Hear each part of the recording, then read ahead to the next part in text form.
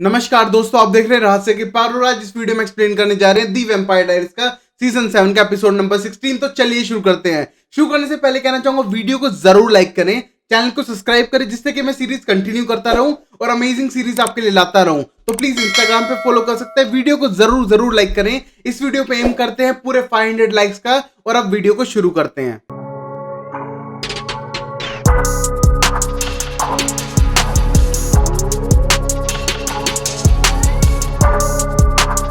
फिर हम पहले सीन में देखते हैं कि स्टेफन एक तरह से तैयारी कर रहा था टाउन को छोड़ने की और बोलता है कि एक तरह से रियाना क्रूज तो पकड़ी गई है, मुझे टाउन छोड़ के जाना पड़ेगा। और तभी अपना सारा सामान पैक करने लगता है। उसी मोमेंट पे हम देखते हैं वैलेरी वहीं पर थी और बोलती है मैं भी साथ चलना चाहूंगी, हमारी एक तरह से ट्रिप हो जाएगी। और ये कहने को स्टेफन बोलता है मेरी लाइफ लिमिटेड है, जब तक रियाना क्रूज जिंदा है मैं जिंदा हूं, तो एक लिमिटेशन आ चुकी है और इस वजह से मैं हर पल को एंजॉय करना चाहता हूं। और जब तक वो मुझे पकड़ नहीं लेती या फिर मैं खुद नहीं मर जाता हूं तब तक मैं एक तरह से पूरी जिंदगी एंजॉय करने के लिए वर्ल्ड टूर पे जा रहा हूं। और तभी हम देखते हैं वैलेरी उसको ज्वाइन करती है।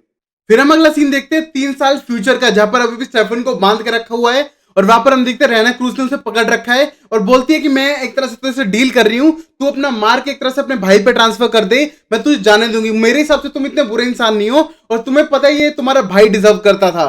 और तभी हम देखते हैं वहां पर डेमन खड़ा था और बोलता है हाँ भाई तू एक तरह से मुझ पे ट्रांसफर कर दे, बेटर है। वैसे मुझे एक तरह से वुल्फ वेनम है मेरी बॉडी के अंदर, वैसे मैं मरने वाला ही हूँ, हालत मेरी भी खराब है, बेटर कि मैं मर जाऊं। और ये कहने के बाद हम देखते हैं कि स्टेफन बहुत देर तक तो कुछ नहीं बोलता और बोलता है कि मैं ऐसा करता हूँ वैलेरी को बुलाता हूँ, मेरी जेब में फोन है और डेमन तू एक तरह से फोन करके वैलेरी को बता दे, वो एक तरह से स्पेल कर देगी ये वाला। और ये करने के बाद हम देखते हैं वो उसका फोन लेने जाता है और तभी हम देखते हैं हाथ में गन ले रखी थी रियाना क्रूज ने और बोलती है कोई होशियारी मत करना तुम दोनों भाइयों में से। और तभी हम देखते हैं जैसे उसकी रस्सियां खोलने लगता है और तभी स्टेफन से बोलता है वो डेमन कि चिंता मत कर भाई, मैं मरने के लिए वैसे भी रेडी हूं, ऑप्शन है ही नहीं मेरे पास, बट मैं तुझे बचा लूंगा। बट तभी हम देखते हैं जैसे उसे खोलता है हम देखते हैं अपने भाई को दो फेंकता है और सीधा रियाना क्रूज पे फेंकते हुए उसकी तलवार लेके वहां से भाग जाता है। और वही हम देखते हैं रियाना क्रूज को देखकर वो उस पर अटैक कर देता है और डेमन उसको मारकर उसका गला दबाने लगता है, एक रस्सी लेके उसकी गर्दन भींचने लगता है। और तभी रियाना क्रूज बोलती है तुम्हें पता नहीं तुम्हारा भाई भी मर जाएगा अगर मैं मर गई तो, और बोलता है मैं उसे भागने का मौका दे रहा हूं सिर्फ।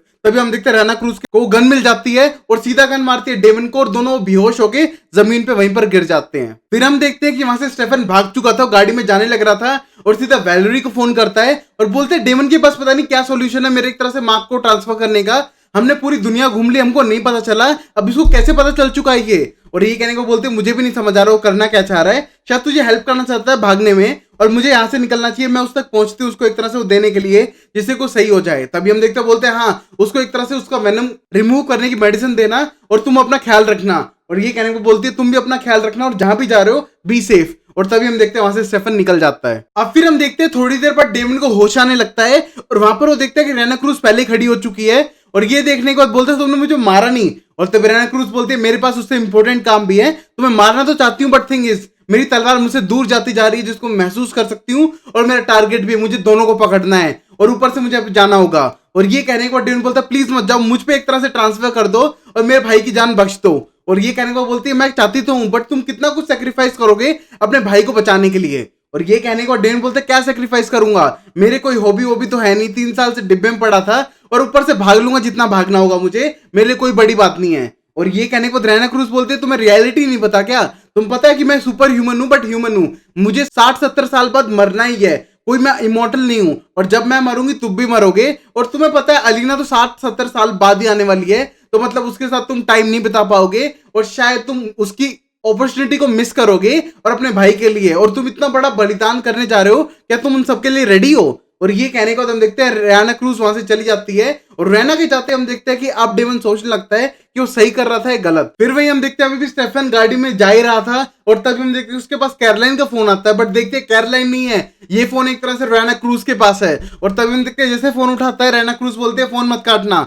और ये कहने को बोलते हैं रियाना तुम मुझसे क्यों बात करना चाहती हो, तुम तो मेरे पीछे पड़ी हो मारने के लिए। और ये कहने को बोलते हैं हाँ ये मेरा नेचर है, ऊपर से तुम मेरी तलवार लेके जा चुके हो, मैं तुम्हें पीछे मारने के लिए तो आऊंगी। और ये कहने को बोलता है अगर तुम मेरा पीछा छोड़ दो तो बेटर नहीं रहेगा। और ये कहने को रियाना बोलती है मैं भी यही चाहती हूँ बट थिंग इज तू मेरी तलवार लेके जा चुका है, वो मेरा नेचर है मेरी तलवार की तरफ जाना। और नंबर 2 तुझे वो तलवार एक तरह से वहीं पर छोड़ देती थी न्यूज स्टेशन के अंदर। और ये कहने को बोलता है अगर मैं वहां छोड़ देता तू मेरे भाई को मार देती। और ये कहने के बाद बोलती है देखा तेरी अभी भी पहली चॉइस तेरे भाई को बचाना ही है, इसी वजह से तू इस पंगे में फंसा है। तभी स्टेफन बोलता है तो फिर कॉल करने की क्या जरूरत है, और तू उसको क्यों मारना चाहती है और मुझे क्यों बचाना चाहती है। और ये कहने के बाद रेना क्रूज बोलती है मुझे तो इतना बुरा भी नहीं लगता एज अ पर्सन, क्योंकि पिछले 2-3 सालों से मैं तुम पे ऑब्जर्व कर रही हूँ, तुम कहाँ जा रहे हो क्या कर रहे हो, तुम वैलेरी के साथ थे, अलग अलग कंट्रीज में गए, मैंने सब कुछ देखा है। और ये कहने के बाद बोलता है तुम स्टॉक कर रही थी मुझे। और ये कहने के बाद रियाना क्रूज बोलती है और क्या करूं, आर्मरी में मेरे पास कुछ था ही नहीं करने के लिए, ना टीवी था ना कुछ और था, मैं तुम्हें स्टॉक ही कर रही थी और देख रही थी कि तुम कितने खुश थे उस मोमेंट पे, इसलिए मैंने तुम्हें ऑप्शन दिया था, बट अब तुम्हें वो नहीं चाहिए तो तुम्हारी मर्जी है, और मैं तुम्हारा पीछा करते हुए आने लग रही हूँ। और फिर वो बताती है आर्मरी में उसके पास कोई एक और चीज थी नहीं करने के लिए, बस वहां पर उसका ब्लड लेने आते थे जो उनके सैंपल्स में डालते थे जिससे को टेस्ट कर सके, बाकी उसके पास सिर्फ एक ही डिस्ट्रैक्शन था, तुम्हारी आंखों से देखना। एक मिस्टिकल कनेक्शन बन चुका था हम दोनों के बीच, जिसकी वजह से हम एक तरह से इंटरलिंक्ड हो चुके हैं। जो स्टेफन तेरे ऊपर मार्क है ना, वो सिर्फ मार्क नहीं है, एक कनेक्शन है जिससे कि मैं देख सकती हूँ तुम कहां जा रहे हो क्या कर रहे हो, और मुझे पता है तुम राइट नाउ मोमेंट पे आर्मरी की तरफ बढ़ रहे हो जिससे कि लोग मुझे पकड़ सके, बट थिंग इज आर्मरी बहुत दूर है, तब तक तेरा पेट्रोल खत्म हो जाएगा, दैट फॉर श्योर। और ये देखने के बाद हम देखते हैं स्टेफन पेट्रोल की तरफ देखता है और बिल्कुल खत्म होने को था, और ये देखने के बाद बहुत ज्यादा गुस्सा हो जाता है, और इस गुस्से में क्या करता है, उसको पता है कि वो देख पा रही है, तभी उसकी तलवार लेता है और साइड में जाती हुई गाड़ी के मार देता है, जिससे उस पर चली जाती है और वो दूसरी डायरेक्शन में जा रही थी। और ये देखने के बाद रेना क्रूज को और गुस्सा आता है और बोलते तेरी ये मचाल। अब फिर हम देखते हैं कि सीधा स्टेफन डेमन के पास फोन मिलाता है और डेमन की हालत खराब हो रही थी, वहीं पर हम देखते हैं उस पर एक तरह से वुल्फ का वेनम का असर पड़ने लगा था और वो बेहोशी की हालत में जाने लग रहा था। वहीं पर हम देखते हैं जैसे फोन उठाता है और स्टेफन बोलता है डोंट वरी, एक तरह से तेरे पास पहुंच जाएगी अभी वैलेरी। और ये कहने के बाद बोलता है वैलेरी तेरी इतनी अच्छी दोस्त बन गई, और तभी स्टेफन बोलता है हाँ हमारी अच्छी दोस्ती हो चुकी है और तुझे हेल्प करने के लिए आ रही है, और वैसे बाद में बात करूंगा, मेरे पीछे एक सीरियल किलर लगा है, मुझे उससे बचते हुए भागना है, तो तुम प्लीज डिस्टर्ब मत करो। ये कहने के बाद वहां से जाने लगता है, और जैसे वो जाने लगता है वो बोलता है कि तुम ऐसा कर आर्मरी वालों को बुला ले, उनके डायरेक्शन में जाओ, तुझे हेल्प करेंगे, और मैं भी रास्ते में ज्वाइन करने वाला हूं तो चिंता मत कर। और ये कहने के बाद वो भी साथ में मिल जाता है इस प्लान में, बट हम देखते हैं वैलेरी पहुंच रही थी डेमन के पास। अब फिर हम अगले सीन में नोरा को देखते हैं जिसको आर्मरी के अंदर बंद करके रखा हुआ था, और वही हम देखते हैं एलेक्स आ जाती है। एलेक्स आने के बाद बोलती है तुम इतना शोर क्यों मचा रही हो, 3 साल तो हो चुके हैं तुम इस आर्मरी में और चुप रहना नहीं आता क्या। और ये कहने के बाद बोलती है कि मैरी कहां पर है, मुझे उससे मिलना है, इतना लंबा चौड़ा टाइम हो चुका है। और ये कहने का बोलती है हाँ मिल लेना, बट तुम्हें मेरे क्वेश्चन का जवाब बताओ कि तुम्हें पता होगा लोरेंजो कौन है। और ये कहने के बाद बोलती है एंजो तुम उसकी बात कैसे कर सकती हो, और तुम उसे जानती हो। और बोलते हैं हाँ जानती हूँ, बट मुझे एक चीज चाहिए, उसको मरा देखना है। और ये सुनने के बाद नोरा बोलती है मैं कैसे कर सकती हूँ, और बोलती है हाँ तुम्हें मारना पड़ेगा उसे, क्योंकि उसने एक तरह से रेना क्रूज को यहाँ से छुड़वा दिया है और तुम्हारा काम है। और तभी उसके एक तरह से हथकड़ियां वो सब खोल देती है, उसके साथ वॉक करने लगती है और बोलती है कि तुम्हें मेरे अंडर काम करना होगा। हमने पहले लोरेंजो पे विश्वास किया, बट वो विश्वास के काबिल निकला नहीं, उसने एक तरह से रेना क्रूज को आजाद करा दिया, इसलिए हम किसी ऐसे पे विश्वास करना चाहते हैं जो हमारा काम ढंग से कर सके। और ये कहने के बाद नोरा बोलते तुम्हें क्यों लगता है कि मैं तुम्हारा काम करूंगी, और ये कहने के बाद बोलते इसलिए। और तभी हम देखते हैं मैरी को दिखाते हैं जिसकी हालत खराब थी, और हम देखते हैं उसके हाथ पे बहुत अजीब से मार्क्स हो रखे हैं। इसको देखने के बाद मैरी बताती है नोरा को ये एक तरह से मुझे ऐसी पिल्स देने लग रहे हैं जो बनी है रेना क्रूज के ब्लड से, और एक विचेस के लिए एक तरह से पॉइजनस होती है। और ये देखने के बाद अब हम देखते हैं कि नोरा को बहुत गुस्सा आ रहा था, और तब एलेक्स बोलती है कि तुम्हें ये सब देखना पड़ेगा, अगर तुम टाइम पे आ जाती हो उसको मार के और बिना कुछ गड़बड़ करे तो शायद मैं इसको एंटीडोट दे दूं और शायद मैरी सही हो जाए, और नहीं किया तो देखना मैरी मरने वाली है कुछ दिनों में और तुम्हारे पास बहुत कम टाइम बाकी है। और ये देखने के बाद हम देखते हैं नोरा उसके लिए काम करने के लिए रेडी थी। अब फिर हम अगले सीन में देखते हैं मैट को जो किसी ऑफिसर से मिलने गया है, और वहीं पर हम देखते हैं जैसे वो मिलने जाता है वहां पर एकदम आ जाता है एंजो, और एंजो उसकी गर्दन पकड़ता है और बोलता है कि मैंने स्कोप को एक तरह से कंपल्शन किया था जिसकी वजह से तुम्हें बुला सके यहाँ पर, और उस स्कोप को बोलता है कि हथकड़ी से अपने आप को बांध लो। और तभी एक तरह से मैट की तरफ देखता है और बोलता है मुझे पता है स्टेफन से तुम्हें पर्सनल प्रॉब्लम्स है, बट तुमने रेना क्रूज को आजाद क्यों किया। और ये कहने को उसकी गर्दन पकड़ रखी थी उस टाइम पे। फिर हम देखते हैं कि अब मैट को उसने एक तरह से गिरफ्तार सा करके एक कोने में बैठा दिया था। वहीं पर हम देखते हैं उसे पूछने लगता है तो तुमने अब क्यों आजाद किया, इतने टाइम बाद पहले कर देते। और ये कहने को बोलता है स्टेफन से पूछो जो उसने किया है, उसकी वजह से ये मेरा रिएक्शन था उसके ऊपर। और ये कहने के बाद हम देखते हैं कि एकदम अटैक हो जाता है एंजो के ऊपर, और हम देखते हैं एंजो कोई दिखाई नहीं देता, और तभी हम देखते हैं एंजो को मारने लगता है, बट एंजो उल्टा मारता है और पता चलता है कि कोई और नहीं नोरा थी जो अपने मैजिक से छुप के मार रही थी। और तभी हम देखते हैं उनके बीच में एक लड़ाई स्टार्ट हो जाती है। जैसे हम देखते हैं कि लड़ाई शुरू हुई है, अब एंजो उसको एक पिल खिलाने की कोशिश करता है जो पिल बनी हुई थी रेना क्रूज के ब्लड से, और जैसे हम देखते हैं कि एंजो उसे खिलाने की कोशिश कर रहा था, वो ऊपर मुंह से थूक देती है और एक तरह से वापस मारना शुरू कर देती है। इन दोनों की ये लड़ाई हम देखते हैं मैट यहाँ से मौका देखता है और भाग जाता है गाड़ी लेकर, और ये देखने के बाद अभी भी ये दोनों लड़ रहे थे, और हम देखते हैं कि फिर से एंजो से खिलाने की कोशिश करता है और बोलता है कि जब तुम्हारा मैजिक चला जाएगा तब तुम टिकोगी। तभी हम देखते हैं बोलती है अगर ये मैंने खा लिया तो मैं मर जाऊंगी क्योंकि जहर है हमारे लिए। और ये सुनने के बाद हम देखते हैं एंजो एकदम चुप हो जाता है और बोलता है क्या है ये तुम्हारे लिए, और बोलती है एक तरह से जहर है मेरे लिए, क्योंकि मैरी ल्यूस को भी यही खिलाया गया था जिसकी वजह से वो मर रही है, और एक तरह से मुझे कहा है आर्मरी वाले लोगों ने कि तुम्हें पकड़ के लाना है क्योंकि तुमने रेना क्रूज को छुड़वाया है, और ऊपर से मुझे ये सब करना पड़ा मैरी के लिए, और मैं बहुत ज्यादा वीक हूं और मेरे पास इतनी पावर नहीं है तुमसे लड़ने के लिए, बट मुझे मैरी लुइस वापस चाहिए किसी भी हालत में। अब फिर ये सुनने के बाद एंजो एकदम हैरान हो जाता है और बोलते हैं क्या ये पॉइजन है, मुझे नहीं पता था इस पॉइजन के बारे में, और तुम्हें किसने बताया। और तभी नोरा बोलती है मुझे तो एलेक्स ने बताया ये पॉइजन है और इसी की वजह से मैरी लू मर रही है और मुझे बहुत ज्यादा टेंशन हो रही है। और ये कहने के बाद हम देखते हैं एंजो एकदम घबरा जाता है और बोलता है तो और बड़ी गड़बड़ हो चुकी है, हमको मिलके काम करना चाहिए क्योंकि मुझे भी किसी को बचाना है। और ये कहने के बाद एकदम टेंस्ड हो जाता है और बहुत ही बुरी तरह से घबरा जाता है। अब फिर हम अगले सीन में देखते हैं कि अब एंजो के पास सीधा डेमन का फोन आता है और डेमन की हालत खराब थी बहुत ज्यादा। उसी मोमेंट में हम देखते हैं एंजो बोलते हैं तुमने क्यों फोन किया वैसे, और बोलता है कि मैं तो डेलिस के अंदर हूं और एक तरह से स्टेफन के पीछे पड़ी है रेना क्रूज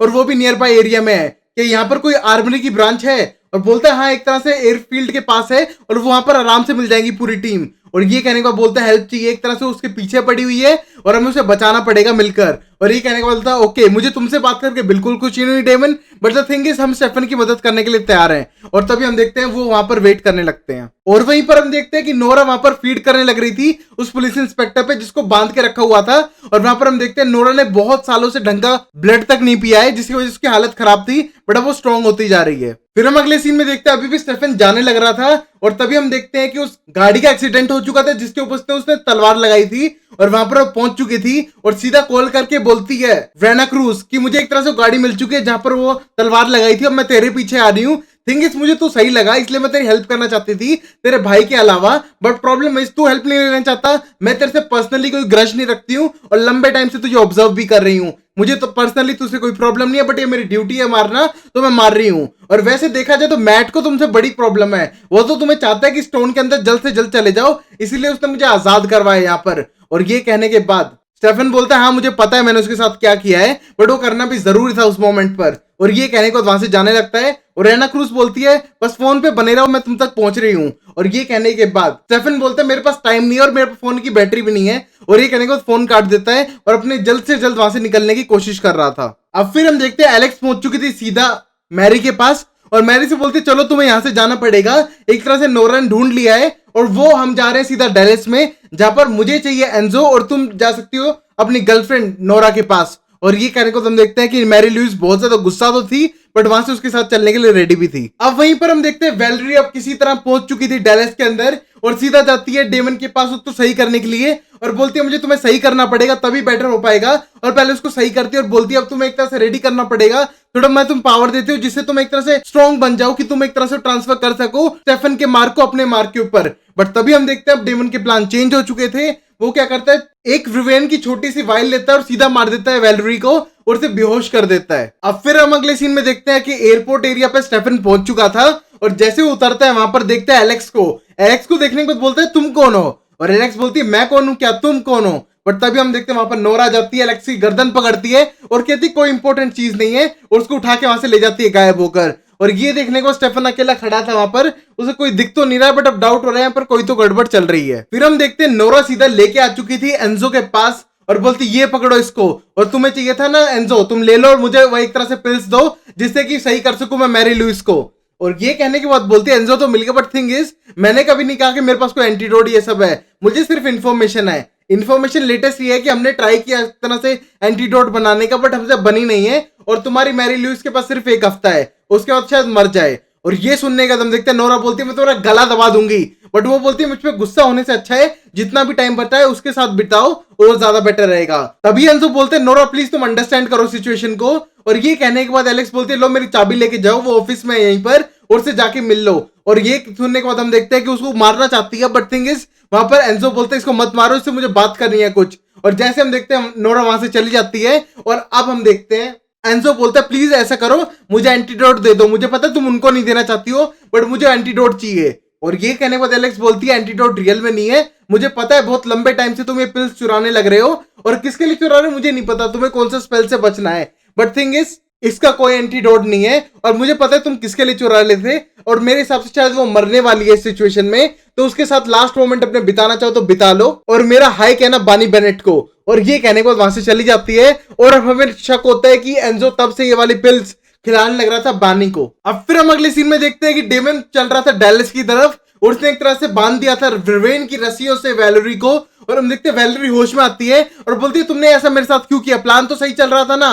और ये कहने को डेमन बोलता है मेरे पास इससे बेटर प्लान था जिसमें स्टेफन भी बच जाए और मैं भी। और ये करने के बाद वहां पर लेके जाता है, पर हम देखते हैं वैलेरी पूरे रास्ते बोलती है तुम पागल हो गए क्या, ये बेटर ऑप्शन है, इससे बेटर ऑप्शन कुछ भी नहीं है। और ये कहने को डेमन बोलता है चुप करो तुम एक तरह स्टेफन का अच्छा नहीं चाहती, अगर अच्छा चाहती तो पहले ही कर देती, क्योंकि तुम्हें स्पेल पहले पता था, ये सारी चीजें पहले पता थी तो क्यों नहीं की। 3 साल उसके साथ अलग अलग जगहों पे घूमती रही क्योंकि तुम स्टेफन को अपने साथ चाहती थी, तुम जेलसी करती थी कैरोलाइन से और तुम चाहती थी वो सिर्फ तुम्हारे पास रहे।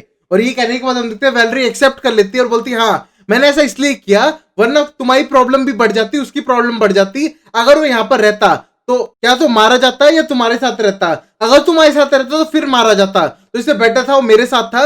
मैं कैरोलाइन तेरी जगह हर जगह पे उसके लिए साथ थी और उसको किसी की जरूरत महसूस नहीं हुई थी और यही उसके लिए बेटर था। बट तू उसकी लाइफ में हमेशा प्रॉब्लम क्रिएट करता है, अब तूने एक तरह से स्कार क्यों नहीं लिया। और ये कहने को डेन बोलता है मेरे से बेटर प्लान है तो बता, मैं एक तरह से अपने आप को बचा रहा हूँ, मेरे भाई को बचा रहा हूँ और ये प्लान बेटर है, मुझे स्कार लेने की जरूरत नहीं है। और ये देखने के बाद हम देखते हैं कि डेमन का प्लान कुछ और ही था और शायद वो आर्मरी वाले लोगों को इसमें इंक्लूड कर रहा था।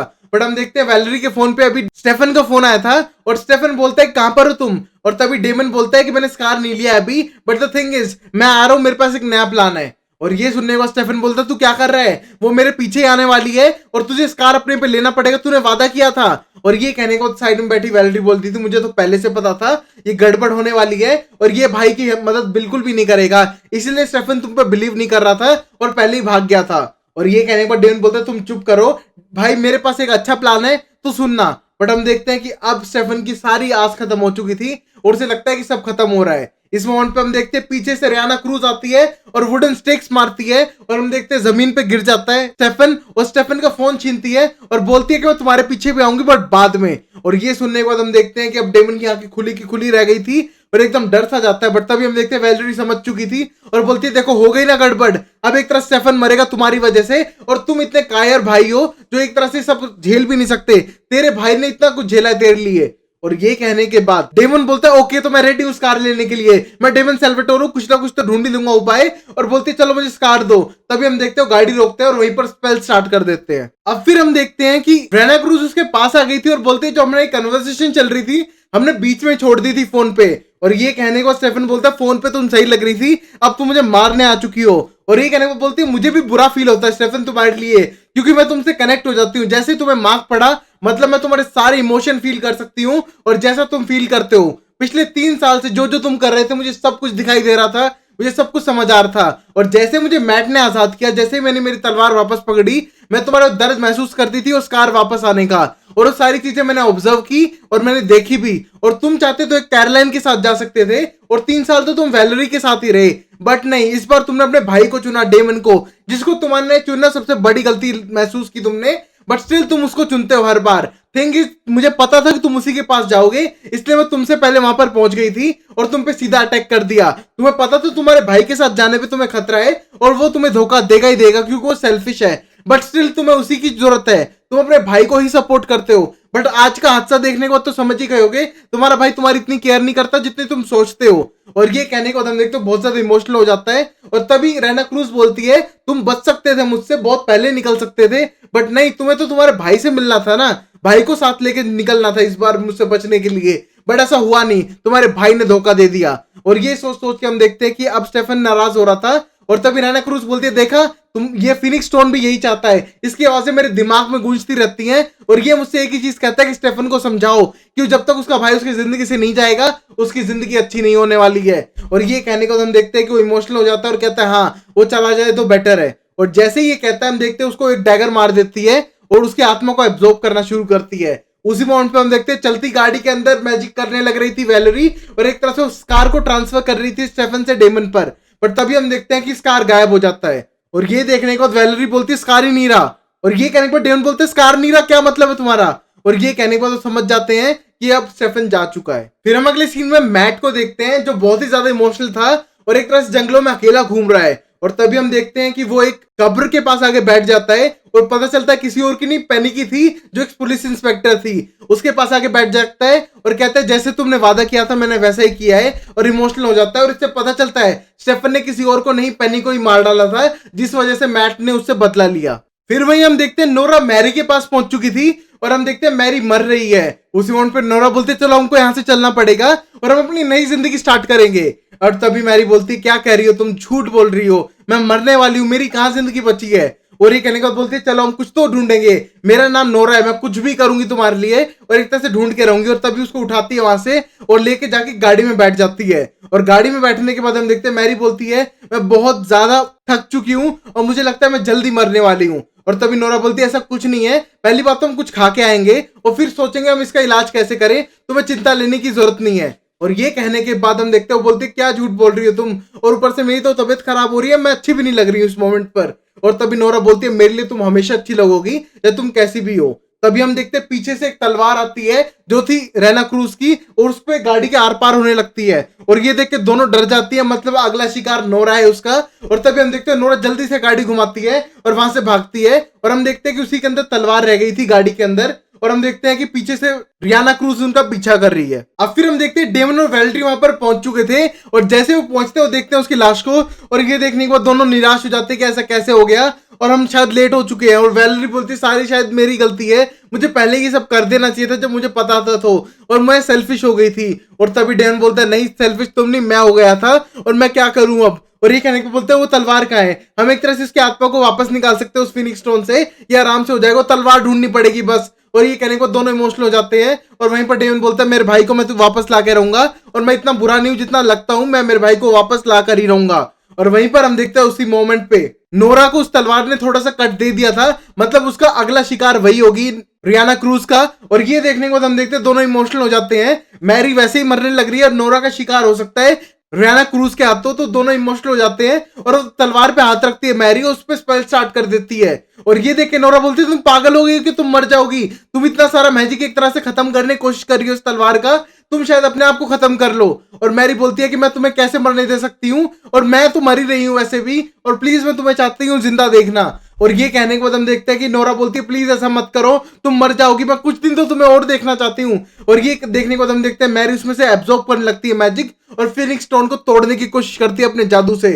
उसी मोमेंट पे हम देखते हैं कि अब नोरा भी हाथ रख देती है और तभी मैरी मना करती है उसे बट बोलती है आपके बगैर कोई जिंदगी नहीं है मैरी। और हम देखते हैं दोनों मैजिक स्टार्ट करते हैं और उस पूरे फिनिक्स स्टोन को तोड़ने जितना पावर लगाने की कोशिश करते हैं उनकी आंखों में से खून आने लग जाते हैं और एक तरह से रोड तोड़ के घासों में जाने लगते हैं और एक ब्लास्ट होता है जैसे उनका पूरा मैजिक एब्जॉर्ब हो जाता है वो क्रिस्टल टूटता है पूरा ब्लास्ट हो जाता है दोनों मर जाती हैं और फिनिक्स स्टोन भी टूट जाता है हिस्सों में। और हम देखते हैं कि इस मोमेंट पे रेना क्रूज को फील होता है कि इतनी सारी आत्माएं आजाद हो चुकी हैं और एक तरह से उसके दिमाग पे असर पड़ता है इस चीजों का।